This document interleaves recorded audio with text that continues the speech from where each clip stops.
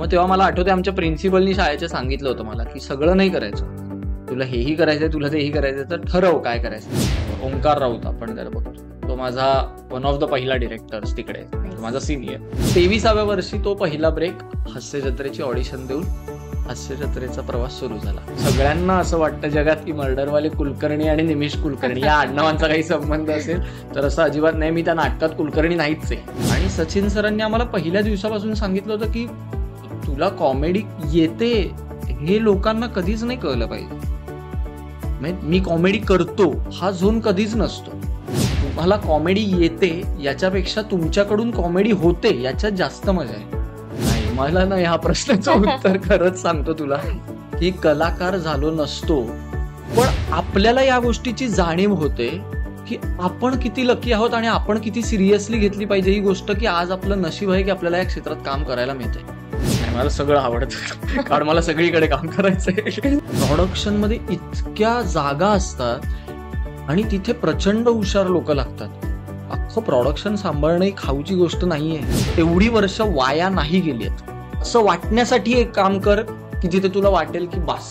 Famous करून ठेवलंय लोकांनी की पालक हेच म्हणतात की हे बिकार धंदे करायचे नाही किंवा हे अजिबात करायचं नाही आणि माणूस रस्त्यावर येतो. सो कॉम्पिटिशन पण तेवढी आहे. म्हणून तुम्ही जर 100% खात्री असेल तुम्हाला की नाही मला या क्षेत्रात करायचंच आहे का, मग ते काही असो, तरच तुम्ही या क्षेत्रात या.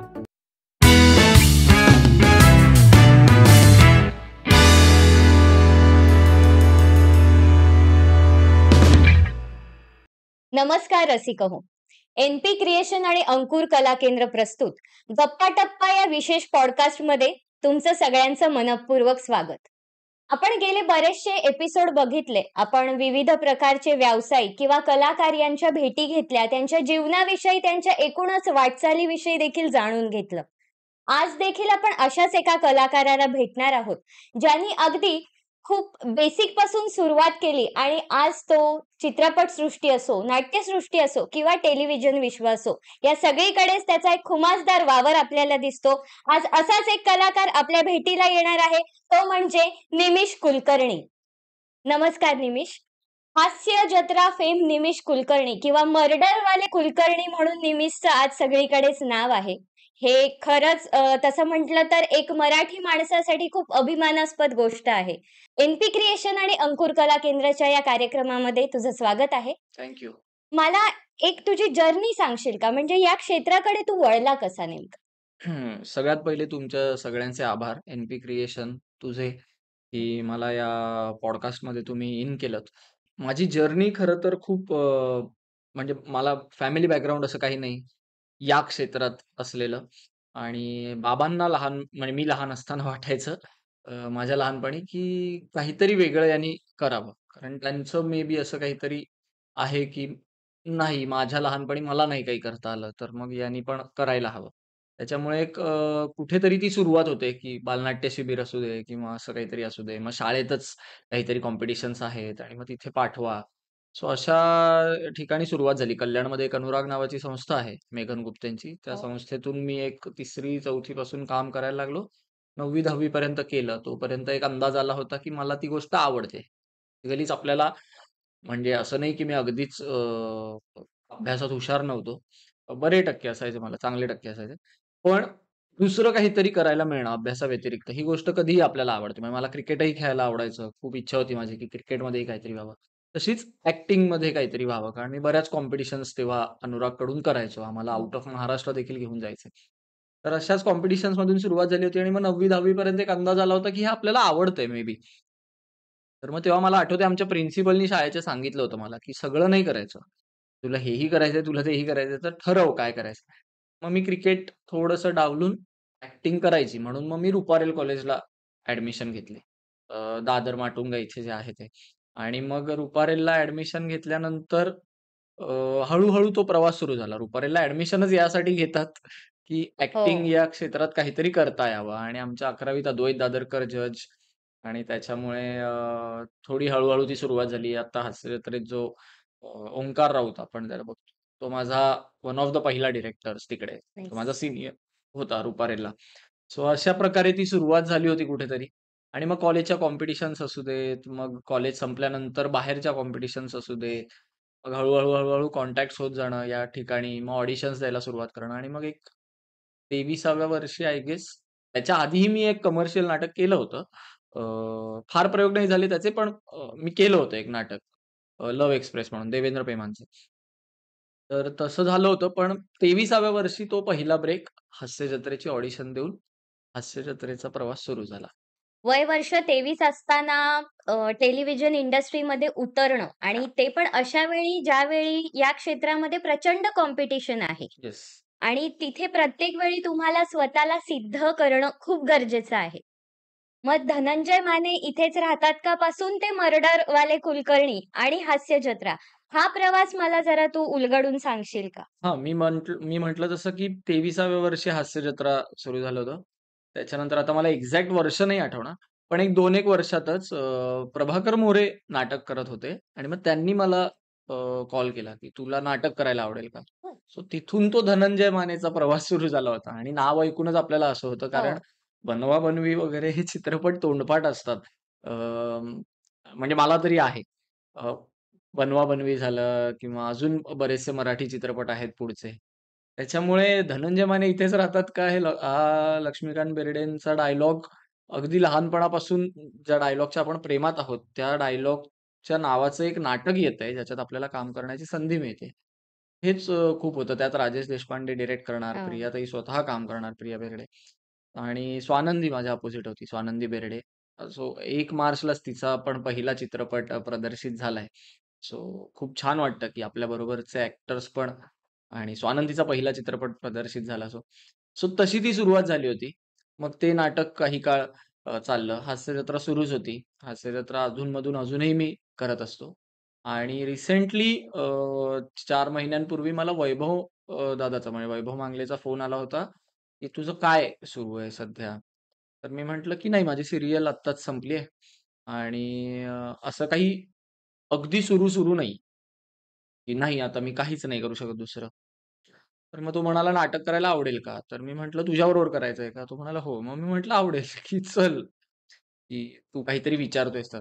मग त्यांनी मला बोलावलं रीडिंगला आणि तिथे मला कळलं, की मर्डरवाले बरं सगळ्यांना असं वाटतं जगात, की मर्डरवाले कुलकर्णी आणि निमिष कुलकर्णी या आडनावांचा काही संबंध असेल, तर असं अजिबात नाही. मी त्या नाटकात कुलकर्णी नाहीच आहे. हो. मुळात कुलकर्णी हा वैभव मांगले आहे. मी त्या नाटकात एक गुंडाची भूमिका साकारतो. मर्डरवाले. त्या मर्डरच्या मागे जो कोण माणूस आहे, तो माणूस मी आहे, असं म्हणायला हरकत नाही. आणि खूप चॅलेंजिंग रोल होता. खूप टेन्शन होतं मला खरं तर हा रोल एक्सेप्ट करताना. कारण अंदाजच नव्हता, की या प्रकारचा रोल मला जमू शकेल का? कारण तुम्ही जर हास्य जत्रेचा देखील माझा प्रवास बघितला असेल, तर मी कधीच या प्रकारचा रोल अटेम्प्ट केला नव्हता. मला त्याचं एक वेगळं प्रेशर होतं. पण संतोष सर डिरेक्ट करणार आणि वैभवदादा होताच, भार्गवीताई होती. त्या सगळ्यांच्या मदतीने आणि थोडे-थोडे एफर्ट्स घेऊन आज आमच्या नाटकाचे 60 प्रयोग पूर्ण झालेत. आज सकाळीच मी कोकणातून आलोय, कोकण दौरा करून. नाईस. 60 प्रयोग तेही अगदी छान पद्धतीने तुम्ही पार पाडलेत. तुमच्या टीमला खरंच शुभेच्छा पुढच्याही प्रवासासाठी. धन्यवाद. बरं हास्य जत्रा किंवा आता हे सगळे जे काही प्रोजेक्ट केलेत तू, हां. तर एखादा असा आठवणीत राहील असा काही अनुभव आम्हाला सांगशील का? अ, आठवणीत राहिलेले अनुभव खूप आहेत ॲक्चुअली जसं सांगायला गेलं. तसं चूज नाही करता येणार. पण हास्य जत्रा हा विषय जर घेतला, तर याचा अनुभव नाही, पण ओव्हरऑल मी काय आमची गंमत असते ती मी तुम्हाला सांगू शकतो. बेसिकली 1 दिवस रिहर्सल असते, 1 दिवस शूट असतं. आमचं 2 दिवसाचं शेड्यूल असतं. एका 2 एपिसोड्सचं. म्हणजे तुम्हाला जे शनिवार, रविवार दिसतं, त्याचं शूट एकाच दिवशी होतं. हो. 6 स्किट्स आणि आदल्या दिवशी आमची रिहर्सल डे असतो तो. तर आम्ही जातो तिथे रिहर्सलसाठी 6 रूम्स दिलेले असतात, ज्याच्यात 6 जण ज्या काही टीम्स असतील त्या असतात. मग एक डिरेक्टर्स टीम असते, जिथे मोठे सर, गोस्वामी सर बसलेले असतात आणि असिस्टंट्स बसलेले असतात. तिथे जाऊन प्रत्येक टीम आपापलं स्किट वाचते. त्याच्यात दोघंही सर प्रचंड काहीतरी फक्त विनोद नाही, ओव्हरऑलच स्क्रिप्टच्या दृष्टीने कसं स्क्रिप्ट पुढे गेलं पाहिजे, या दृष्टीने सगळं भरतात आणि ते आम्ही रेकॉर्ड करून घेतो फोनवर. कारण ते आता एवढं कसं पटापट लिहिणार आणि मग ते येऊन आम्ही लिहितो. मग घरी जातो. दुसऱ्या दिवशी येतो. सकाळी त्याची रिहर्सल करतो आणि त्याच्यातल्या काही स्किट्सची ज्याची गरज आहे त्याची टेक्निकल रिहर्सल्स पण होतात, की स्टेजवर सर सांगतात. हं. तिथेही सर काही गोष्टी ॲडिशनल सांगतात आणि त्याही लक्षात ठेवायच्या असतात. आणि मग 3-4 वाजता कॅमेरा रोल होतो आमचा आणि मग एक 10-11 पर्यंत शूट सुरू राहतं आणि धमाल असते. म्हणजे ही प्रोसेस म्हणजे मी खूप नशीबवान आहे, की माझ्या आयुष्यातला मला पहिलाच शो मिळाला तो महाराष्ट्राची हास्य जत्रा मिळाला आणि हे फक्त तो शो फेमस आहे म्हणून मी नाही म्हणणार. कारण जिथपासून हास्य जत्रेची सुरुवात झाली आय गेस 2019 किंवा 18 तेव्हापासून हा शो इतका ब्रिलियंटली डिझाइन केलाय दोन्ही सरांनी. मोठे सर, गोस्वामी सर, बाकीही बरीच जण आहेत याच्यामध्ये. आमचे चॅनलचे हेड्स आहेत, अमित फाळके सर, गणेश दादा सगळेच. पण त्या 2 माणसांनी इतका कमाल डिझाइन केलाय हा शो आणि खरं सांगू ही खाऊची गोष्ट नाहीये, की तुम्हाला दर आठवड्याला 6-6 कॉन्सेप्ट्स काढायचेत नवीन हं. आणि त्याच्यावर नवीन स्क्रिप्ट लिहायचं आणि नवीन परफॉर्मन्स द्यायचा आहे. ॲक्टर्स ब्रिलियंट सगळे ॲक्टर्स म्हणजे हास्य जत्रेतले. कारण तुम्हाला सतत कसं तुम्ही नवीन कॅरेक्टर करू शकता? ही खूप, खूप कठीण गोष्ट आहे. म्हणजे याचं प्रेशर ना मी सांगू नाही शकत. आम्ही जेव्हा ते 2 टनेल्स दिसतात बघा जिथून आम्ही एंटर होतो. त्या टनेल्समध्ये जेव्हा आम्ही असतो ना, तेव्हा कोणी नवीन आलेला ॲक्टर असू दे आमच्यातला किंवा सगळं झालं म्हणजे समीर दादा जरी असला, तरी ते तितकेच सीरियस आणि तितकेच नर्व्हस असतात. कारण त्यांना माहीत असतं, की हे नाटकाचा प्रयोग आहे जवळ-जवळ. हा वाजलाच पाहिजे. हा वाजलाच पाहिजे. तर ना ती ऑडियन्सनी पण हळू-हळू जबाबदारी दिली आहे सगळ्यांना आणि ते इतके सिरियसली घेऊन परफॉर्म करतात ना सगळे आणि इतकी मजा येते त्यांच्या आजूबाजूला पण राहून. कारण तुम्हाला माहीत असतं, की नाही तुम्हाला हे काम सिरियसलीच करायचंय. तुम्ही 2% ही इकडे-तिकडे हलून चालणार नाही. त्याच्यामुळे ही दर आठवड्याची प्रोसेस इतकी इंटरेस्टिंग आहे, इतकी एक्साइटिंग आहे आणि इतकं काही शिकवून जाणारी आहे. त्यामुळे कधीच असं वाटत नाही, की म्हणजे मला खूप वाईट वाटेल किंवा वाटलं होतं जेव्हा माझ्याकडून तो हे पण मिस झाला होता. तसे सगळे दमणला गेले होते सेकंड वेव्हला, कोव्हिडला आणि मला नेमकं मी अलिबागला अडकून राहिलो होतो. तर मी इतका मिस करत होतो सगळं. कारण तिथे फक्त असणं ही देखील पर्वणी आहे असं म्हणूया आपण. मग तुम्ही तिथे काम करा, नका करू, पण तुम्ही त्या सेटवर असणं यातूनच तुम्हाला इतकं काही शिकायला मिळतं ना. सो हा अनुभव ज्यांना घेता येतोय ना, आमच्या सगळ्यांचं खरंच नशीब आहे. अगदी, अगदी. म्हणजे कलाकारांनी कुठेही जा, विद्यार्थी दशेमध्येच असतो कलाकार. येस. सतत शिकणं आणि त्या गोष्टी आत्मसात करणं, निरीक्षण करणं. खरंच खूप छान आहे हा अनुभव. आणि नक्कीच. कॉम्पिटिशनचे सीझन होते ना आमचे, तेव्हा तर आम्हाला इतकं प्रेशर असायचं आणि मोठे सर वगैरे कधीतरी येऊन म्हणायचे, "अरे वाह, वाह, वाह! मस्त रिहर्सल चालू आहे. All the best, all the best. आज एलिमिनेशन आहे हां." आणि असं हसून सांगून जायचं ते आणि आमचं असं व्हायचं, की तुम्ही का हसताय? आम्हाला जगातलं सगळं प्रेशर डोक्यावर असल्यासारखं आहे. कारण खरं सांगू तर फॅन म्हणून बघितलेले शो आहेत या स्टाईलचे. फू बरोबर. बाय फू असू दे, कॉमेडी एक्सप्रेस असू दे, कॉमेडीची बुलेट ट्रेन असू दे, फॉर दॅट मॅटर हवा येऊ द्या असू दे. वेगळ्या प्रकारचा शो हो. असला तरी याच स्टाईलचा आहे. सो हे सगळे शो फॅन म्हणून बघितले होते आणि कधीच विचार केला नव्हता, की या स्टाईलच्या शोमध्ये आपल्यालाही काम करण्याची इच्छा आहे, पण ती संधी मिळेल. आणि हास्य जत्रेच्या निमित्ताने ती मिळाली आणि सगळं बदललं म्हणजे जग बदललं. टर्निंग पॉइंट आहे असं मी 100% म्हणेन. हास्य जत्रा हा माझ्या आयुष्यातला खूप मोठा टर्निंग पॉइंट आहे. छानच. विविध भूमिका या तू आत्तापर्यंत निभावल्यास. म्हणजे हास्य जत्रा असो किंवा आता तू जसं सांगितलं, की मर्डरवाले कुलकर्णी याचा एक अनुभव पूर्ण वेगळा आहे आणि धनंजय माने इथेच राहतात का हा एक अनुभव खूप वेगळा आहे. येस. मग या विविध भूमिका साकारत असताना एक अभिनेता म्हणून किंवा एक कलाकार म्हणून तुला स्वतःला असं चॅलेंजिंग काय वाटलं किंवा तू त्याचा अभ्यास काही वेगळ्या पद्धतीने केलास का? खरं तर ना मला असं वाटतं, की तुमचा दिग्दर्शक जो असतो ना, तो या सगळ्यामध्ये खूप मॅटर करतो. एक तर दिग्दर्शक तुम्हाला फ्री हँड देतो. म्हणजे मी ज्या दिग्दर्शकांकडे काम केलंय, मग हास्य जत्रा असो, सचिन सर झालेच, संतोष सर असू देत आणि राजेश सर असू देत, सगळ्यांनी फ्री हँड दिलाय, की तू आधी विचार कर, की तुला हे कॅरेक्टर काय दिसतंय किंवा तुला काय इमॅजिन होतंय. सो आपला आपण एक अभ्यास करायचाच बरोबर. असतो आणि प्लस त्यांचं एक व्हिजन असतं, की त्यांना काय एक्स्पेक्टेड असतं. सो ते तुम्हाला अप्रोच सांगतात. त्यात तुम्ही तुमच्या गोष्टी ॲड करून ते कॅरेक्टर पूर्ण करायचं असतं. सो एक्सपिरियन्स हा कॅरेक्टर वाईज फक्त वेगळा येतो असं मला वाटतं. डिरेक्टर्स जर फ्री हँड देणारे असतील ना, हं. तर तुम्हाला फार त्रास कशाचा होत नाही. कारण तुम्हाला माहीत असतं, की या स्क्रिप्टमध्ये काय लिहिलंय, त्यातून त्यांना काय एक्स्पेक्टेड आहे. आपण वाचल्यावर आपल्याला एक अंदाज येतो, की यातून काय ती सिच्युएशन आपल्याला फुलवायची आहे. आणि इम्प्रोव्हाइज्ड नाटक आहे खरं म्हणायला गेलं तर खूप म्हणजे with all due respect to the script, पण संतोष सर ज्या प्रकारे इम्प्रोव्हाईज करतात, जे पंचेस ॲड करत जातात, जी सिच्युएशन फुलवत जातात. सिटकॉम आहे, सिच्युएशनल कॉमेडी आहे. अजिबात असं नाहीये, की बापरे! काय विनोद आहेत हे किंवा सिच्युएशन नुसार होत जाणारी कॉमेडी आहे. त्याच्यामुळे खूप मजा येते अशा वेळी प्रोसेस करताना. खरं तर मला खूप जण म्हणतात, की कॉमेडी नाटक करणं काही वेगळं असतं का? माझ्या मते कॉमेडी नाटक असू दे, सीरियस हे हे सगळे ना प्रकार पाडले गेलेत. जे आहेतच हां. म्हणजे नो डाउट आहेतच. पण याच्यात अभिनय करताना काहीतरी वेगळं करावं लागतं असं नाहीये माझ्या मते. कारण आम्हाला सुरुवातीपासूनच हास्यजत्रा मी पहिला प्रोजेक्ट असल्यामुळे त्याचं नाव मी घेतो कायम. आणि सचिन सरांनी आम्हाला पहिल्या दिवसापासून सांगितलं होतं, की तुला कॉमेडी येते हे लोकांना कधीच नाही कळलं पाहिजे. म्हणजे मी कॉमेडी करतो हा झोन कधीच नसतो. तुझ्या स्क्रिप्टची ती डिमांड आहे का? तुझ्या कॅरेक्टरची ती डिमांड आहे का? कॅरिकेचर आहे का? की बरोबर. नाही सटल कॅरेक्टर आहे? या सगळ्या गोष्टींचा अभ्यास तुला करावा लागतो. तुम्हाला कॉमेडी येते याच्यापेक्षा तुमच्याकडून कॉमेडी होते याच्यात जास्त मजा आहे. तुम्हाला कॉमेडी येते याच्यात स्मार्ट कॉमेडी होण्याचे जास्त चान्सेस असतात आणि आम्हाला पहिल्या दिवशी हे सांगितलं होतं, की स्मार्ट कॉमेडी करणं हा गुन्हा आहे जवळ-जवळ. तुम्ही इनोसंट जोपर्यंत वाटता ना, तुम्ही कधीही बघा कॉमेडी जेव्हा आपण बघतो, जेव्हा माणसाला त्रास होतो ना, तेव्हा तुम्हाला जास्त हसायला येतं. कारण तो त्या सिच्युएशनचा त्रास असतो.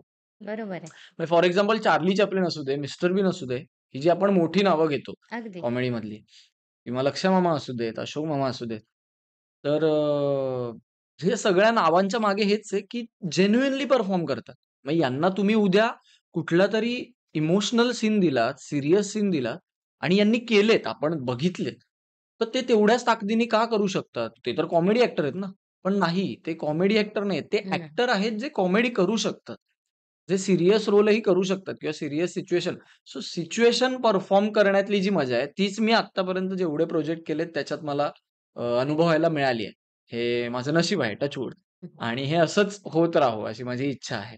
नक्कीच, नक्कीच.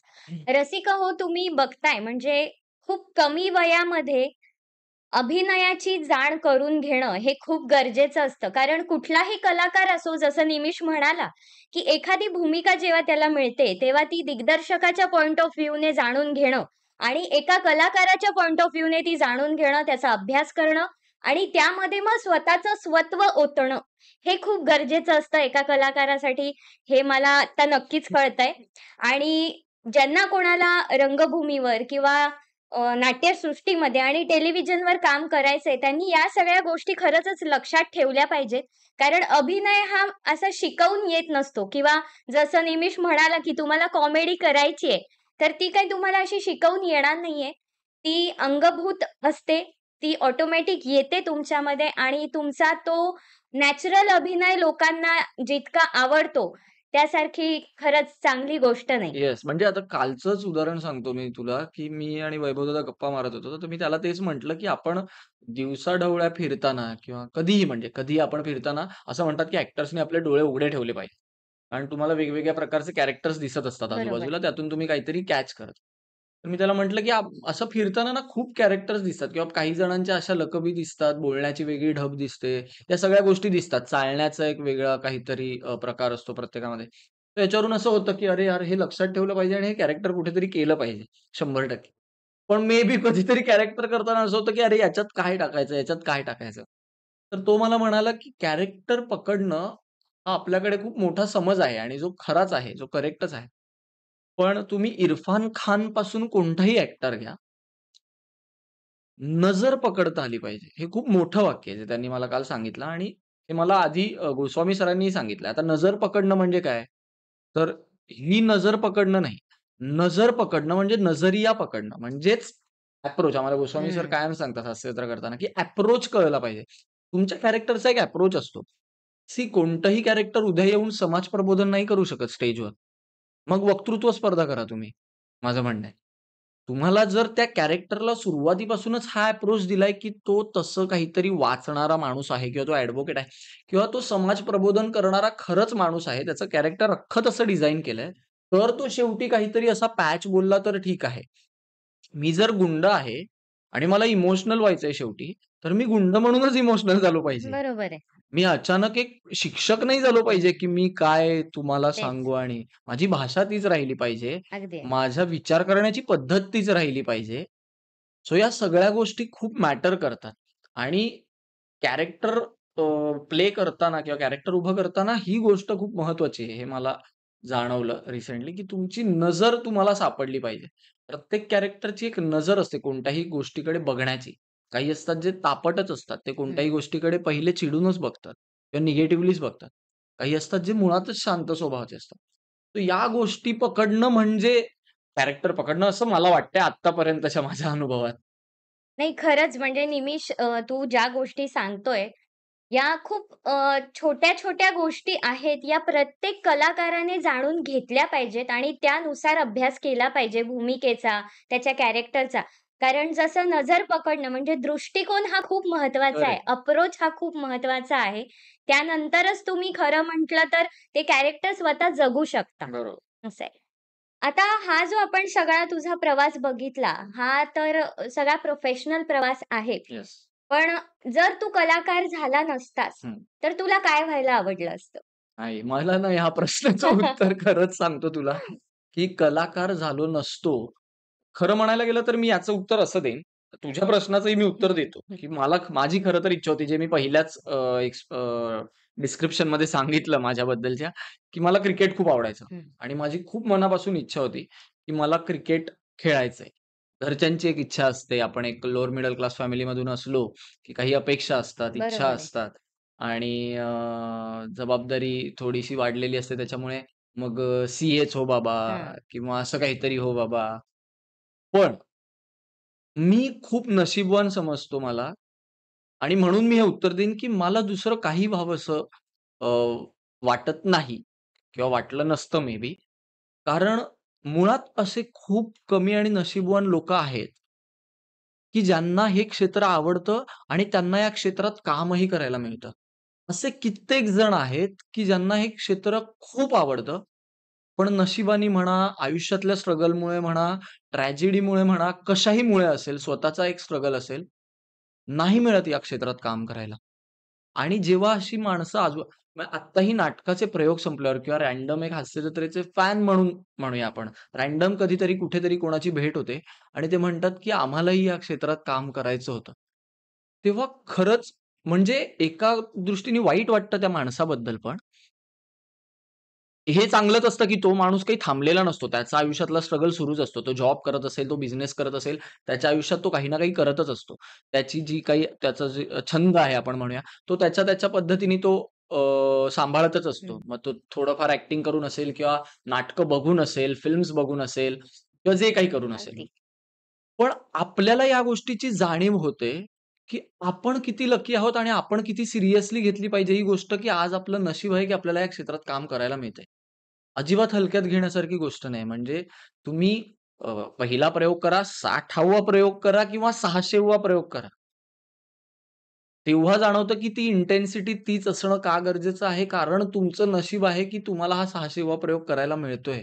बरोबर. तुम्हाला नाही माहीत बाहेर 600हून जास्त मुलं हं, उभी हं. आहेत, ज्यांना हा रोल कदाचित करायचा आहे आणि ज्यांना नाही मिळत आहे किंवा वेगळ्या प्रकारे नाही मिळत आहे. तर त्याच्यामुळे मला असं वाटतं, मला व्हायचं बरंच काही होतं. म्हणजे मला घरच्यांचं म्हणणं होतं, की "नाही, तू अभ्यासात काहीतरी चांगलं केलं पाहिजेस." माझी पर्सनल इच्छा होती, की मला ॲक्टरही व्हायचंच होतं, नो डाउट.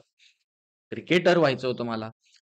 पण या क्षेत्रात मी आलोय आणि मला असं वाटतं, की हे माझं नशीब आहे, की अजूनही मी या क्षेत्रात आहे. माझी इच्छा आहे, की मी या क्षेत्रात राहावं. त्याच्यासाठी मी कायम प्रयत्न करत राहीन. अ, आणि लोकांना कायम अ, हसवण्याचा असं नाही, पण एंटरटेन करण्याचा त्यांच्या ज्या काही अपेक्षा आहेत, त्या थोड्याफार प्रमाणात पूर्ण करण्याचा कायम प्रयत्न करत राहीन. नक्कीच. जसं तू म्हणाला तसं, की हे क्षेत्र तसं कॉम्पिटिटिव्ह आहे. तिथे बरीच स्पर्धा आहे. त्यामुळे काशीनाथ घाणेकरांचं जे वाक्य आहे, की तुमचं नाणं हे खणखणीत वाजलंच पाहिजे. त्यामुळे पहिला प्रयोग असो नाहीतर 100वा प्रयोग करेक्ट. असो, तुम्हाला प्रत्येक प्रयोग हा तेवढ्याच ताकदीने करायचा आहे. मला एक तू सांगशील निमिष, हं, की आता बरेचसे तरुण हं, या क्षेत्राकडे वळतायत. हं, तर टेलिव्हिजन, हं. नाटक आणि चित्रपट यामध्ये तुला चॅलेंजिंग काय वाटतं? किंवा तुला स्वतःला पर्सनली आवडणारं क्षेत्र यातलं कुठलं? नाही, मला सगळं आवडतं. कारण मला सगळीकडे काम करायचंय. कारण कसं आहे, की कॅमेऱ्यासमोर काम करतानाचा अभिनय हो, आणि लाईव्ह ऑडियन्स समोर काम करतानाचा अभिनय. कारण नाटकात होतं कसं, की तुम्ही आत्ता इथे परफॉर्म केलंय, त्याची पावती तुम्हाला त्या क्षणाला मिळणार आहे, करेक्ट, लगेचच. करेक्ट, तर करेक्ट. मग हा डिफरन्स तुला कधी जाणवलाय का? किंवा तुझा काय तो अनुभव आहे? हो, मी म्हणजे अनुभव यातून मी नवीन तरुण कलाकारांना नाही, मीही अजून शिकतोच आहे. मी काही फार अचीव्ह केलंय किंवा माझं फार वर्ष झाली तसं नाही. पण जे काही आत्तापर्यंत काम केलंय त्यातून जे कळलंय, तर मला असं वाटतं आता मी स्टेज करतोच रिसेंटली माझे रोज ऑलमोस्ट प्रयोग चालू आहेत. तर ना नाटक करताना तुम्हाला तुमच्या आवाजाची पट्टी सांभाळावी लागते. बरं यातही फरक आहे हां. आधीच्या काळात लेपल नसायचे. हो, आता आम्हाला लेपल माईक्स असतात. हा जसा माईक इथे लावलाय. तर मी वाट्टेल त्या आवाजात नाही बोलू शकत. तुम्हाला अंदाज घ्यावा लागतो, की तुम्ही किती नॉर्मल बोललं पाहिजे. तुमचे इमोशन्स किती आणि ना हा अभ्यासच आहे असं मी म्हणेन. हो. म्हणजे हा ना कधीच पूर्ण न होणारा अभ्यास आहे. म्हणजे तुम्ही उद्या जेव्हा ओपन ग्राउंडमध्ये एक शो करता, इव्हेंट करता आणि तुम्ही क्लोज थिएटरमध्ये इव्हेंट करता. बघा नाटकच आहे दोन्हीकडे करणार आहात ते. पण त्यातही फरक आहे, की इथे मी वेगळ्या प्रकारचा आवाज लावतो, इथे मी वेगळ्या प्रकारचा अभिनय करतो, इथे. बरं याच्यात काही खोटा अभिनय आहे का? किंवा वेगळा प्रकार म्हणजे काहीतरी राखून ठेवलेला अभिनय का? नाही. दोन्हीकडे फुल. पण तुमच्या ऑडियन्सची काय डिमांड आहे? किंवा कधी-कधी तुमच्या कॅरेक्टरची, तुमच्या त्या माईकची असू दे, तुमच्या त्या सराउंडिंगची असू दे, स्टेजची असू दे, सगळ्या गोष्टींची काय डिमांड आहे याच्यावरून अभिनय करावा लागतो. हास्य जत्रा करताना अ, थोडा फरक आहे अर्थात. पण स्टिल आम्हाला 13 कॅमेरे लावलेले असतात, 12-13 कॅमेरे समोर. आम्हाला नाटक केल्यासारखंच वाटतं. म्हणजे बेसिकली आम्हाला कॅमेरा नसतो कॅच करायचा. कॅमेरा आम्हाला कॅच करतो, बरोबर. की तू कुठेही कर, इथे एक कॅमेरा लावलाय, इथे एक लावलाय, सगळं झालं. मला चॅलेंजिंग तेव्हा वाटलं जेव्हा मी सीरियल स्वीकारली होती गेल्या वर्षी स्टार हं. प्रवाहाची सहकुटुंब सहपरिवार. अ, जेव्हा तुमचा क्लोज लागतो ना, म्हणजे हा क्लोज शॉट आहे समजा. तर तुम्हाला माहीत असतं, की आता काय आहे, अभिनय तुम्ही तोच करणार असता. अभिनयात फरक नसतो. पण तुम्ही जेवढं चेहरा हलवणं स्टेजवर अपेक्षित असतं, तेवढं कॅमेऱ्याला अपेक्षित नसतं. कारण ऑडियन्स प्रत्येक ठिकाणचा वेगवेगळा आहे किंवा ऑडियन्स जरी सेम असला, तरी त्याच्या अपेक्षा वेगळ्या आहेत किंवा अपेक्षाही त्याच असल्या, तरी तुम्ही किती हल्ल्याने इमोशन्स किती ब्लास्ट होणार आहेत, किती राखून ठेवल्याने ते जास्त बोलतात. एक खूप मोठं वाक्य आहे एका खूप मोठ्या ॲक्टरचं किंवा डिरेक्टरचं हॉलिवूडमधल्या, की असंही देखील बऱ्याच वेळेला होतं बघा, की तुम्ही रडलात ना तर सगळ्यांना असं वाटतं, की माझे इमोशन्स पोहोचले समोर. तर त्याचं असं म्हणणं आहे, की आपण आयुष्यात खरं तर कधीच रडायचा प्रयत्न करत नाही. आपण रडणं दाबण्याचा प्रयत्न करतो. हं. आपण कधीच बोलताना तुम्हाला रडायला येत असलं ना, तरी तुम्ही कंट्रोल करता, की मला नाही रडायचंय आणि त्यातून जास्त समोरच्या माणसाला तुमचे इमोशन्स कळतात. सो सीरियल किंवा कॅमेराची ही मजा आहे असं मला वाटतं. स्टेजवर मे बी तुम्हाला आवाजात फरक करावा लागतो, पण थोडंसं तुमच्या डोळ्यातलं पाणी कळणं कठीण असतं हो. समोरच्यांना. पण स्क्रीनवर तुम्ही तेच रडणं दाबलत ना, तर तुमचे डोळे इतके शार्प कळत असतात कॅमेरा. बरं फिल्म वगैरे जर तुम्ही अगदीच करत असाल. सीरियलला तसे हे शॉट्स कमी लागतात. म्हणून मी फिल्मचं उदाहरण देईन. सीरियल आणि फिल्ममध्ये खूप फरक नसतो. पण फिल्मला हे वगैरे शॉट लागतात, की जिथे फक्त डोळे दिसणार डोळे असतात दिसणार आहेत. कधी-कधी. बरोबर. किंवा एक एक्सरसाइज मी बघितली होती विजयाबाईंकडच्या वर्कशॉपमध्ये. हं. अ, माझ्या मित्रांनी सांगितलेलं त्यांनी अटेंड केलं होतं ते वर्कशॉप, की ना त्या खाली कॅमेरा लावतात. हो. हां आणि ब्लँक स्क्रीन आहे. समोर भिंत आहे. इथून एक जण येतो, इथून एक जण येते समज आणि त्यांनी काहीतरी करायचंय. आता ती खालची फ्रेम आहे ती इथपर्यंतचीच आहे, पायापर्यंतची. सो कॅमेरामध्ये जे शूट होतंय, ते फक्त पायाचं शूट होतंय आणि त्याच्यावरून ऑडियन्सला कळलं पाहिजे, की हे काय करत असतील. फॉर दॅट मॅटर एक मुलगा आहे आणि मुलगी आहे. तर मुलीची हाईट जनरली आपण असं पकडतो, की मुलापेक्षा जनरली कमी असण्याचे चान्सेस असतात. तर मुलीनी फक्त टो वर केले, तर ती मे बी त्याला मिठी मारतीये का? इतक्या बारीक गोष्टी असतात. सो ही मजा तुम्हाला कॅमेऱ्याला येते. हं. हा एवढा अभ्यास तुम्ही स्टेजला कराल की नाही याची गॅरंटी नसते. करावा, पण कॅमेऱ्याला हा अभ्यास तुम्हाला करणं गरजेचं आहे. कारण कॅमेऱ्याची गरजच वेगळी आहे. अभिनय हा सगळीकडे सेम आहे. मला सगळ्या गोष्टी करायला आवडतात. पण तुम्हाला कळत जातं हळू-हळू, की अच्छा इथे ही गोष्ट एवढीच केली असती तरी खूप झाली असती. मला एवढं करायची गरज नव्हती. कधी-कधी त्या भावनेच्या भरात किंवा त्या इमोशन्सच्या भरात खूप आवाज लागतो, ज्याची स्क्रीनला गरजच नसते. कारण आपल्याला माहीत असतं आत्ता आपण दोघं बोलतोय, हं. हे थिएटरला 800 वा माणूस ऐकणार आहे. पण स्क्रीनला ही गरजच नाहीये. गरज नाही. माझं बरोबर आहे. तुला ऐकू आलं तरी इनफ आहे कारण हे अख्ख्या ऑडियन्सला कळणार आहे माझं तुला ऐकू आलं हे. बरोबर. सो ही ती गंमत आहे आणि ती काम केल्यावरच कळते असं मला वाटतं. म्हणजे इथे मी सांगेनही हं. 100% यातून तुम्हाला फक्त कळेल, की अच्छा असं होतं. पण जेव्हा तुम्ही काम करता ना, तेव्हा तुम्हाला तो अनुभव मिळतो. पहिल्यांदा आणि माणूस चुकतो असं मला वाटतं. पहिल्यांदा त्याला नाही पटकन कळत, की तुम्ही काय आवाजाची पट्टी लावली पाहिजे. अगदीच. म्हणजे बघा प्रेक्षक हो, कलाकाराने नुसतं अभिनयाचं तंत्र शिकणं गरजेचं नाहीये. तर या सगळ्या ज्या काही कॅमेराचं टेक्निक जे आपण म्हणतो, कारण थिएटरमध्ये काम करणं आणि कॅमेऱ्यासमोर काम करणं यामधला काय फरक आहे, हे निमिषने आपल्याला अगदी सांगितलं. तर हे सगळं तंत्र अवगत करणं पण तेवढंच गरजेचं आहे. खूप छान ह्या सगळ्या गप्पा चालल्यात आणि बरंच काही शिकण्यासारखं पण आहे तुझ्याकडून आणि ऐकण्यासारखं पण आहे. तर आता मला एक सांगशील तू, की आत्ता ज्यांना कुणाला या क्षेत्रात यायचंय, येस. त्यांना अगदी 2 वाक्यात तू काय सल्ला देशील? जर तुम्हाला खरंच हे क्षेत्र आवडत असेल मनापासून आणि अभ्यास करण्याची इच्छा असेल किंवा क्षमता असेल, जे काही नुसती इच्छा असून चालत नाही, हे मला कळलंय. तरच या क्षेत्रात या, पूर्ण डिव्होटी होऊन. आणि जर तुम्हाला 19-20 वाटत असेल, तर माझं मत असं आहे, माझं पर्सनल मत आहे, ज्यांना घ्यायचंय ते घेतील किंवा ज्यांना नाही ते नाही. सगळ्यांनाच पटलं पाहिजे असं नाही. तर तुम्ही तुमच्यासाठी काहीतरी बॅकअप ठेवलं पाहिजे. मग ते या क्षेत्रातलं का असेना. कधी-कधी काय होतं ना, प्रत्येकाची इच्छा असते मला ॲक्टरच व्हायचंय. नाही. बरं आपल्याला कळणारे किंवा एक सामान्य प्रेक्षकांना कळणारे प्रकार देखील किंवा यातले काय म्हणूया आपण, काम करण्याच्या पद्धती या देखील एवढ्याच आहेत, की ॲक्टर नाही झालं तर डिरेक्टर, मग रायटर, मग कॉस्ट्यूम करतात बाबा काही जण किंवा हेच. प्रॉडक्शन हा एवढा मोठा मोठं. विषय आहे ना, जो लोकांना माहीतच नाहीये किंवा या क्षेत्रात काम करू इच्छिणाऱ्या मुलांना माहीतच नाही, मुलींना माहीतच नाहीये. प्रॉडक्शनमध्ये इतक्या जागा असतात आणि तिथे प्रचंड हुशार लोकं लागतात. अख्खं प्रॉडक्शन सांभाळणं ही खाऊची गोष्ट नाहीये. म्हणजे एखाद्या ॲक्टरला जे येतंय, ते त्याला येणार आहे किंवा त्याला जे येतंय ते ॲक्टरला येणार आहे असं अजिबात नाहीये. बरोबर. सो तुम्हाला ना या सगळ्या गोष्टी कळल्या पाहिजेत. माझ्या एका मित्राचं वाक्य होतं. माझा कॉलेजपासूनचा मित्र आहे. अजूनही आम्ही मित्र आहोत. तो हास्यचित्रात लिहितो देखील, विनायक म्हणून. तर तो मला म्हणाला होता, बघा हा अप्रोच म्हणून मी सांगतोय हां तुम्हाला, की अप्रोच खूप महत्त्वाचा असतो. तर तो मला म्हणाला होता मी एफ-वाय-एस-वायला असताना, की माझं असं झालेलं, की "अरे यार विनायक, मी कदाचित मला वाटत नाही की इथे काही होईल.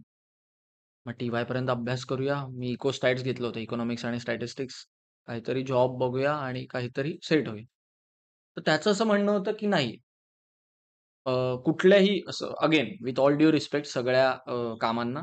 तो म्हणाला, "मी मेकअप शिकेन, मी काहीही शिकेन या क्षेत्रातलं. पण मी या क्षेत्रातच काम करेन." So this is the approach. मी म्हणेन की माझाही नव्हता हा अप्रोच खरं तर. मी जेव्हा मी जो म्हटलं, की 23व्या वर्षी मी हास्यचित्र केले. मी 22व्या वर्षी असा विचार केला होता, की दॅट्स इट. मी हे क्षेत्र सोडतोय. मी जॉब करेन. तेव्हा यांनीच मला सांगितलं, की कितव्या वर्षापासून काम करण्याची इच्छा आहे किंवा प्रयत्न करतोयस? मी म्हटलं, "मी 3री-4थीत असेन." म्हणजे एक 8-9 हं. वर्षाचा. आज तुझं वय 22. म्हणजे तू एक 12-13 वर्ष या क्षेत्रात गेली असं आपण म्हणूया. म्हणाले, "ही एवढी वर्ष वाया नाही गेली आहेत." असं वाटण्यासाठी एक काम कर, की जिथे तुला वाटेल, की बास मग त्याच्यानंतर तू ठरव, की नाही होते वर्कआउट मे बी या कामानंतरही. मग मी सोडून दिलं आणि मी जॉब करेन. पण एक काम असं कर, जिथे तुला वाटेल, की मी 13 वर्ष आयुष्यातली वाया नाही घालवली. आणि मला हास्यजत्रा मिळाली आणि मग पुढे हा प्रवास सुरू झाला. सो हे पण नशीब होतं कुठेतरी. नशीब. पण अगेन त्या क्षणापासून माझा पण अप्रोच हा झाला, की नाही जर तुम्हाला हे काम करायचंय, तर तुम्हाला पूर्णपणे झोकून द्यावं लागेल, की नाही मला हे कारण ना आपल्याकडे ऑलरेडी हे समज आहेत. आपल्याकडे हे काय म्हणू आपण फेमस करून ठेवलंय लोकांनी, की पालक हेच म्हणतात, की हे भिकार धंदे करायचे नाहीत किंवा हे अजिबात करायचं नाही आणि माणूस रस्त्यावर येतो. असं नसतं. मुळात पालकांना किंवा ओव्हरऑल सामान्य प्रेक्षकांना माहीतच नाहीये, की याच्यात काय-काय होऊ शकतं अजून. याच्यात किती गोष्टी आहेत. हल्ली सीरियल्स वगैरे इतके चॅनल्स झालेत आपल्याकडे. उलट कित्येक मुलांना, मुलींना अ, कित्येक प्रकारचा काय म्हणूया आपण रोजगार उपलब्ध झालाय या सगळ्यातून. आज एवढी मोठी-मोठी ओ-टी-टी हा केवढा मोठा प्लॅटफॉर्म झालाय सध्या. एवढे ओ-टी-टीचे चॅनल्स झालेत. सो आपण अंदाज नाही लावू शकत आणि कधी-कधी असतं. आमच्या सीरियलच्या सेटवर असं व्हायचं, "अरे, क्रिएटिव्हच नाहीये. क्रिएटिव्ह शोधा." किंवा दुसऱ्या एखाद्या सीरियलचा कॉल यायचा, की "अरे, आमच्या इथे क्रिएटिव्ह नाही. जरा तुमच्या इथे आहे का बघा किंवा तुझ्या ओळखीत आहे का बघा." सो असते गरज. तुम्ही फक्त तिथे अवेलेबल. बरं हे क्षेत्र एवढं कॉम्पिटिटिव्ह आहे ना, तुम्ही आज रात्री नाही म्हणा आणि उद्या दुपारी तुमचं मत बदललं, की नाही मला करायचंय आणि तुम्ही फोन करा आणि ते म्हणतील नाही डन झालं. सो कॉम्पिटिशन पण तेवढी आहे. म्हणून तुम्ही जर 100% खात्री असेल तुम्हाला, की नाही मला या क्षेत्रात करायचंच आहे काम, मग ते काही असो. तरच तुम्ही या क्षेत्रात या.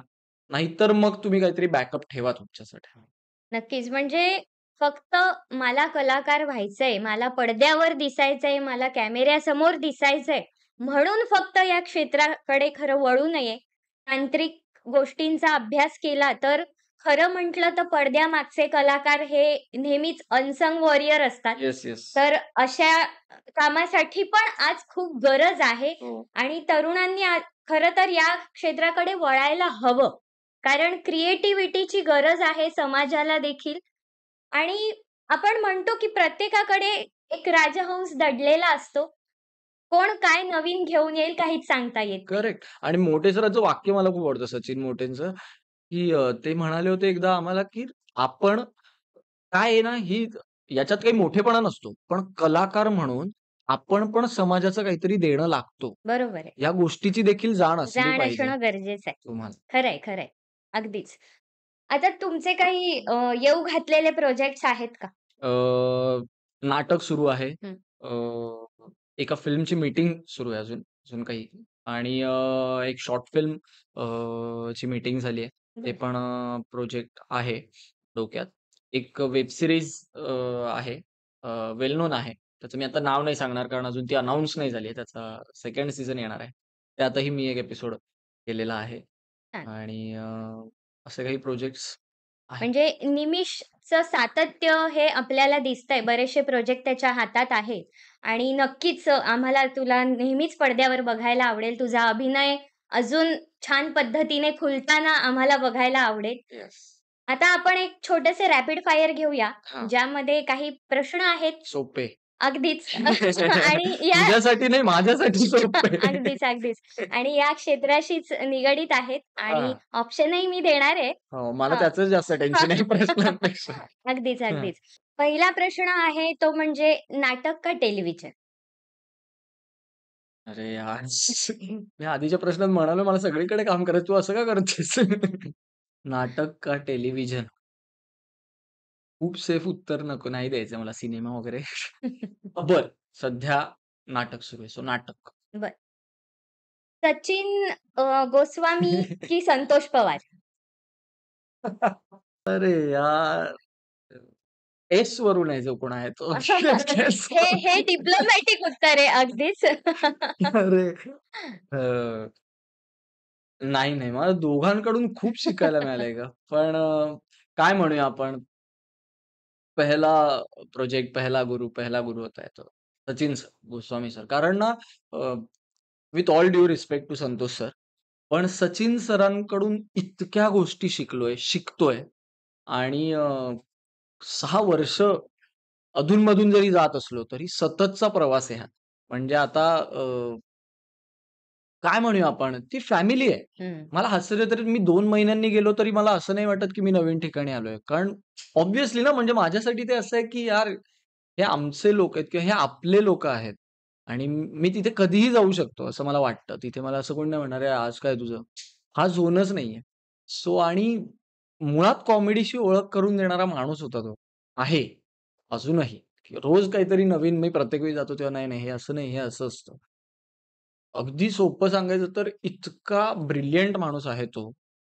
सगळ्यांनाच माहिती आहे ही गोष्ट. पण माझं एक स्किट होतं पहिल्या सीझनला कॉम्पिटिशनच्या, ज्याच्यात एक वाक्य त्यांना सुचलं होतं आणि ते त्यांनी दिलं. ते इतकं सहज दिलं त्यांनी आणि माझं असं झालं, की हे वाक्य प्रचंड पुस्तक वाचलेला, प्रचंड आयुष्यात वेगवेगळे अनुभव घेतलेल्या माणसालाच सुचू शकतं.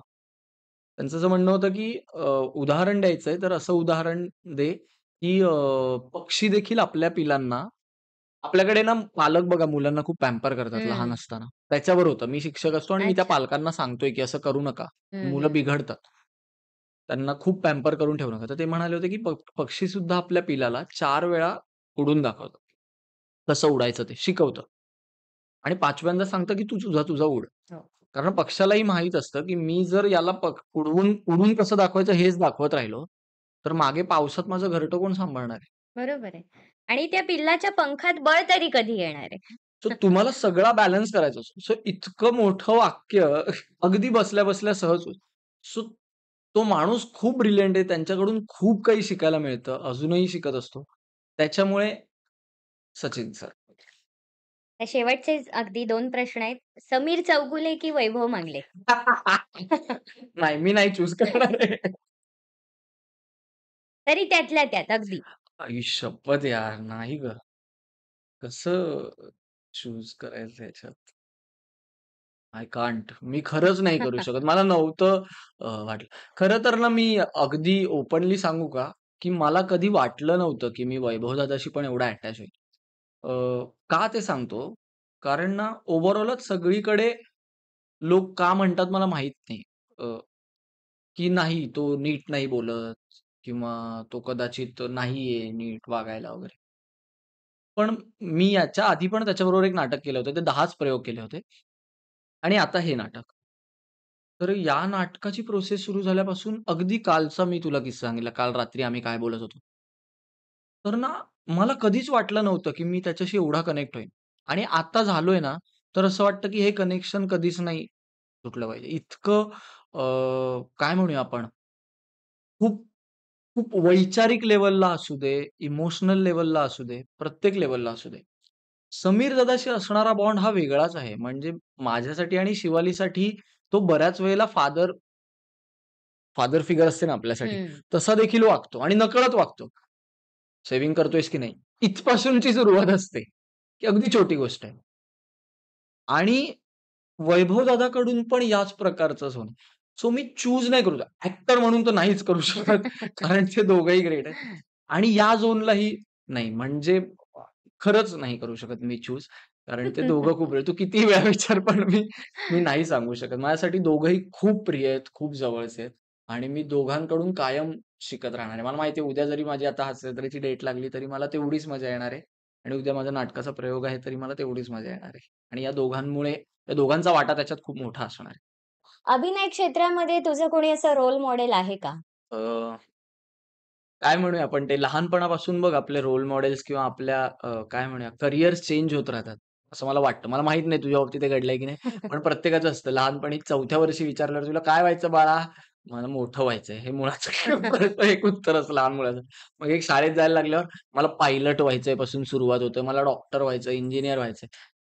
पण आपण ॲक्टर व्हावं हे सिरियसली कुठेतरी वाटायला लागणं, ही खूप छोटी गोष्ट आहे खरं तर. पण I am die hard fan of Shahrukh Khan. म्हणजे मला प्रचंड आवडतो. हां, आता हे झालं की शाहरुख. मला शाहरुख हा फक्त ॲक्टर म्हणून नाही, तर शाहरुखचा एक ऑरा म्हणून देखील शाहरुख खान आवडतो. हळू-हळू आपल्याला कळायला लागतं, आपण वेगळ्या प्रकारच्या फिल्म्स बघतो. जसं एन-एस-डी ही गोष्ट आधी आपल्याला माहीत नसते, नॅशनल स्कूल ऑफ ड्रामा. मग आपल्याला कळते. मग आपण नसीरुद्दीन शहाची कामं बघतो. मग आपण ओम पुरींची कामं बघतो. हळू आपण इरफान खानची कामं हं. बघतो. Irfan Khan was brilliant. Was म्हणायला त्रास होतो खरं तर अजूनही. खरंय. पण ब्रिलियंट. मी परत एकदा परवा पानसिंग तोमर बघत होतो. रँडम आमचा कोकण दौरा चालू होता. काही नव्हतं बघायला. मी पानसिंग तोमर बघितला.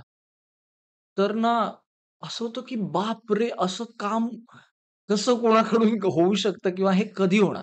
बरं याच्यात ना असं नाहीये की हे मला जमू शकणार नाही का? ह्याच्यात हेच आहे की अरे हे कसं होतं? मी करू शकेन की नाही हा वेगळाच मुद्दा आहे. आपण फक्त ऑमध्ये असतो ना की अरे यार त्या माणसाचे डोळे, तो माणूस ज्या प्रकारे चालतो, ज्या प्रकारे बोलतो, त्यातलं एक ईज मला असं वाटतं, की ज्या ॲक्टर्सकडे ईज असते ना, हं. ते जवळ-जवळ सगळे माझे रोल मॉडेल होऊ शकतात. आणि आत्ताच्या यातलं झालं तर अशोक मामा लक्ष्मीकांत बेर्डे हे तर नो डाउट. कॉमेडीतली नावं तुम्ही भरत दादा, बरीच नावं आहेत, बरीच. मी खूप कमी नावं घेईन कदाचित आत्ता. पण माझं एक पर्सनल फेव्हरेट असतं आपलं एक. जसं मी शाहरुख हो. म्हणालो, तसं माझा आत्ता ॲक्टर म्हणून मला माझा पर्सनल फेव्हरेट सध्या इज रणबीर कपूर. बरं. मला प्रचंड आवडतो रणबीर कपूर. म्हणजे तो ज्या प्रकारे काही-काही छोट्या-छोट्या गोष्टी आहेत. मला माहीत नाही किती नोटिसेबल असतात किंवा किती मॅटर करतात. पण ना, ये जवानी है दीवानी म्हणून एक फिल्म आली होती त्याची. ज्याच्यात एक सीन आहे जिथे तो त्याच्यासमोर लॅपटॉप असतो आणि कल्की कोचिनचा त्याला एक मेल येतो. म्हणजे ती बोलत असते, तिच्या लग्नाला बोलवत असते. तर तो शॉट असा लागलाय, की हा लॅपटॉप आहे. हां, आता इथपर्यंत जर लॅपटॉप आहे, तर तो इथे बघतोय. हां, आणि इथून कॅमेरा आहे. सो दिसतायत फक्त त्याचे डोळे. आणि त्याच्या डोळ्यात बघून कळतंय, की हा आत्ता किती खुश आहे किंवा याला एक्झॅक्टली काय वाटतंय. आणि ही गोष्ट माझ्या मते ब्रिलियंट असते. जसं मी मगाशी म्हटलं, की नजर दोन्ही वेनी आहे. तुमचा अप्रोच पण आणि तुमचे डोळे पण. डोळे. माणसाच्या बरोबर. डोळ्यात बघून कळतं, की त्याला काय खरं वाटतंय आणि काय खोटं वाटतंय. तो आत्ता किती खरा आहे आणि किती खोटा आहे. बरं. तो रणबीर कपूर रॉकस्टार असू दे, बर्फी असू दे, रॉकस्टारमधल्या एका सीनबद्दल त्यांनी सांगितलं होतं. इम्तियाज अलीनी पण सांगितलं होतं, की कुन फाया कुन गाण्यात एक पॉइंट आहे जिथे तो असा गातो मौला आणि असा वर बघतो आणि तो असा झोन्ड आउट होता. आणि तो शॉट इम्तियाज अलीनी कटच केला नव्हता. कारण तो शॉट ठरलाच नव्हता. तो त्याच्या झोनमध्ये होता आणि तो असा गेला निघून. सो हा जो प्रकार आहे ना, की तुम्ही इतके इन असणं त्या कॅरेक्टरमध्ये, की तुम्ही वेगळ्या जगात आहात असं तुम्हाला वाटणं. बरोबर. गोष्ट खूप कठीण आहे, पण खूप इच्छा असते, की असं काहीतरी आपल्याकडून झालं पाहिजे. सो ही काही नावं आहेत, जे बाकी आहेतच बरेचसे ॲक्टर्स आहेत किंवा फॉर दॅट मॅटर माझी इच्छा आहे, की मला डिरेक्टर म्हणूनही काहीतरी करायचंय पुढे. तर मला मराठीतली नावं सांगायची झाली तर चंदू सर. मला चंदू हं. सरांचं काम प्रचंड आवडतं. मला सचिन सर आहेतच. संतोष सर झाले किंवा हिंदीमधले इम्तियाज झाला, अनुराग कश्यप झाला. अशी खूप नावं आहेत, की ज्यांच्यातून काही ना काही आपण बघितलेलं असतं. राजकुमार हिरानी झाला. ही मोठी-मोठी नावं आहेत. आणि आपल्या आजूबाजूची लोकं देखील आपल्याला वाटतात. रोल मॉडेल आहेत आपल्याला. हास्यजत्रेतले कित्येक कॅरेक्टर्स आहेत. आता मी गुंडाचं कॅरेक्टर जेव्हा नाटकात करतो, तेव्हा मी आठवतो, की हास्यजत्रातले कोणी काय कॅरेक्टर केलं असतं. कारण याच्यात काहीच असं मला वेगळं वाटत नाही. कारण त्यांनी ते ब्रिलियंटली केलंय तिथे आणि मला ते बघून वाटलंय, की अरे, हे किती छान आहे आणि यातलं मला काहीतरी घेता येईल किंवा मला काहीतरी शिकता येईल का? आणि अजून एक खूप मोठं उदाहरण द्यायचं तर खूप खरं म्हणजे, की विनायक पुरुषोत्तम ज्याचं मी नाव घेतलं मगाशी. तो माझा 11वी पासूनचा मित्र आहे. आज 13-14 वर्ष झाली तो माझा मित्र आहे. अ, डोंबिवलीतलाच आहे तो. आम्ही कल्याण डोंबिवलीवरून रोज रुपारेलला जायचो तेव्हापासूनची आमची मैत्री. आणि तो हास्यजत्रेत लिहितो स्किट्स. तर मी असं म्हणेन, की तो देखील माझा रोल मॉडेल आहे. कारण फक्त या क्षेत्रासाठी नाही, ॲक्टिंगसाठी नाही, पण ओव्हरऑल आयुष्यात आपण कसं असावं, आपण कसं स्वतःला डेव्हलप करावं, आपण कोणामध्ये असावं, आपली हं. संगत काय असावी, इतक्या छोट्या गोष्टींपासून च्या गोष्टी मी त्याच्याकडून शिकलोय. सो माझ्याहून खरं तर 6 महिने लहान आहे तो. पण हो, तो आहे माझा रोल मॉडेल. त्याच्याकडून मला असं वाटतं, की ह्याच्याकडूनही काही गोष्टी मला शिकता येण्यासारख्या आहेत. नक्कीच. खूप छान वाटलं निमिष तुला भेटून आणि तुझ्याशी गप्पा मारून. येस. एक तरुण कलाकार येऊ घातलेला आहे आज. ते कुठलंही क्षेत्र असो म्हणजे टेलिव्हिजन असो किंवा नाट्यक्षेत्र. त्याची एक कळकळ आणि त्याचा अभ्यास आणि आपण म्हणतो की कलाकाराने ना स्वतःला स्पंज सारखं ठेवलं पाहिजे, की सगळं तुम्हाला असं खेचून घेता आलं पाहिजे. करेक्ट. आणि ती एक खासियत त्याच्यामध्ये खरंच आपल्याला जाणवते. तू खास आज आमच्या या शोमध्ये आलास. येस. त्या निमित्ताने गप्पा-टप्पा. येस, एन-पी क्रिएशन आणि अंकुर कला केंद्रातर्फे तुझे धन्यवाद. खूप मला जाता-जाता मला तुला प्रश्न विचारायचे आहेत. चल, तू मला 3 प्रश्न विचारले.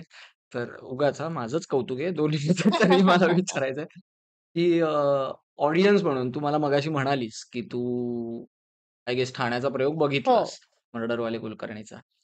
तर आपण म्हणूया हास्य जत्रेतल्या शिवाली आहे खरंय मधला मी, की मर्डरवाले कुलकर्णी मधला मी? मी खरं सांगेन, मी स्वतः देखील थिएटर आर्टिस्ट आहे. तर मी नक्कीच सांगेन, की मला मर्डरवाले कुलकर्णीमधला गुंड जास्त भावला. कारण जे व्हेरिएशन्स आहेत ना, अभिनयातले आणि आवाजातले, ते खूप छान वाटले मला. आणि त्या भूमिकेची एक समजून-उमजून केलेली आपण अभ्यास म्हणतो किंवा एक जाण असते, येस. ती मला खूप छान वाटली थँक यू. एकूण. आणि यामध्ये खरं म्हणीन हे दिग्दर्शकाचं कौशल्य येस, आहे. Yes, yes. कारण कसं असतं, की नाटक उभं करताना दिग्दर्शकाचं स्किल हे कलाकार दाखवत असतो स्टेजवर. Correct, correct. आणि जेव्हा तुम्ही स्क्रीनवर काम करता, तेव्हा खरं म्हटलं तर हे टेक्निकल स्किल आणि दिग्दर्शकाचं स्किल हे एकत्र दिसतं. असतं. करेक्ट. नाटकात ते दिसत नाही. करेक्ट. जोपर्यंत कलाकार दाखवत नाही बरोबर, बरोबर. तोपर्यंत. नाही आणि मी खरंच ही गोष्ट म्हणजे मान्य करेन असंही नाही म्हणणार मी. ही खरीच आहे, की संतोष सरांनी पहिल्या दिवसापासून ज्या प्रकारचा ॲटिट्यूड आणि अप्रोच मला सांगितलाय ना या कॅरेक्टरसाठी, ते जेव्हा करून दाखवायचे ना काही-काही गोष्टी, तर असं व्हायचं की इतकं सहज करतोय हा माणूस आणि इतकं ब्रिलियंटली करतोय. मुळात ते कॅरेक्टर किंवा कुठलंही कॅरेक्टर नाटकातलं, तू बघितलं असेल तर कधीच त्यांनी एका जागी उभं नाही केलंय जास्त. त्यांची खासियत आहे, की तू इथून इथं जा, पळ, असं धावतो. नजर त्याच्यामुळे ना फिरत राहिली हां, पाहिजे. नाटकाला एक स्पीड आहे. स्पीड. नाटक कुठेच थांबल्यासारखं नाही वाटत तुला, बरोबर आहे. की चल आता थांबलोय, थांबलोय, आणि थांबलोय. त्या नाटकाचा बाजच फार्सिकल कॉमेडी असल्यामुळे ते करेक्ट, स्पीडमध्ये होणं ते करेक्ट. गरजेचंच आणि आहे. अशा नाटकात शेवटचा असा सीन बसवणं, हे देखील स्किल आहे त्या माणसाचं. अगदी, अगदी. सो अनडाउटेडली त्या माणसाचं खूप क्रेडिट आहे या सगळ्यावर. तुझ्या भावी आयुष्यासाठी आणि पुढच्या तुझ्या सगळ्या कारकिर्दीसाठी एन-पी क्रिएशन आणि अंकुर कला केंद्रातर्फे तुला मनःपूर्वक शुभेच्छा. आमचे स्पॉन्सर आहेत रुचिता फूड्स वाह! यांच्यातर्फे तुझ्यासाठी एक छान ही छोटीशी भेटवस्तू. थँक याचा यू. अभिप्राय तू नक्कीच आम्हाला कळवशील. नक्की 100% थँक यू सो मच आणि मला खूप धन्यवाद. छान वाटलं इथे येऊन. So thank you so much मला बोलवलं तिथे आणि सगळ्या तरुण कलाकार असतील किंवा इन जनरल प्रेक्षक असतील, या सगळ्यांनाच अ, मी थँक यू म्हणेन, की त्यांनी आजपर्यंत मला माझ्यावर प्रेम केलंय आणि मला एक्सेप्ट केलंय कलाकार म्हणून आणि ती जबाबदारी मी स्वीकारली आहे आणि मी हाच प्रयत्न ठेवेन, की याच्या पुढेही मी असाच तुम्हाला तुमचं मनोरंजन करत राहीन. Thank you. रसिक हो, आजचा भाग तुम्हाला कसा वाटला हे तुम्ही नक्कीच सांगा. आपण अशाच विविध प्रकारच्या कलाकारांना भेटणार आहोत. तोपर्यंत काळजी घ्या, हसत राहा. धन्यवाद.